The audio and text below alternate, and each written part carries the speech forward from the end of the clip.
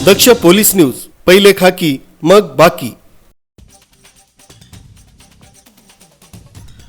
Nashik road Sinnar फाटा भागात जमिनीच्या वादातून एकावर जीवघेणा हल्ला करण्यात आला।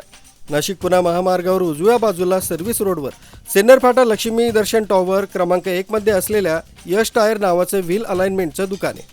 दुकानाबाहेर जुन्या वादातून प्रमोद वाघ या व्यक्तीवर जीवघेणा हल्ला करण्यात आला।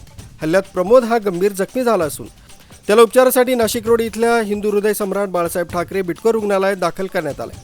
दुपारी 4:30 वाजेच्या सुमारास यश टायर या दुकानाबाहेर प्रमोद वाघ आणि 2 जणांमध्ये वाद झाले आणि त्यातील एकानं दुकानाबाहेर असलेल्या ब्रेक लॉकचं लोखंडी रॉड उचलून प्रमोद वाघ यास लोखंडी रॉडनं डोक्यावर जोरदार वार केला।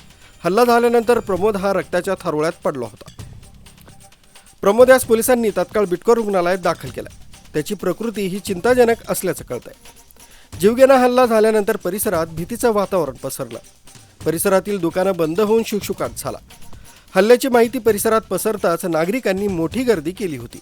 घटनेची माहिती मिळताच पोलीस उपायुक्त मोनिका राऊत, गुन्हे शाखेचे पोलीस निरीक्षक विद्यासागर श्रीमनवार, वरिष्ठ पोलीस निरीक्षक अशोक गिरी, पोलीस निरीक्षक बडेसाहेब नाईकवाडे, सहाय्यक पोलीस निरीक्षक सुखदेव काळे कर्मचाऱ्यांसह घटनास्थळी दाखल झाले। हल्ल्याची संपूर्ण घटना शोरूममध्ये असलेल्या CCTV मध्ये कैद झाली। याबाबत अधिक तपास नाशिक रोड पोलीस करीत आहे। नितीन बोराडे, दक्ष पोलीस न्यूज, नाशिक।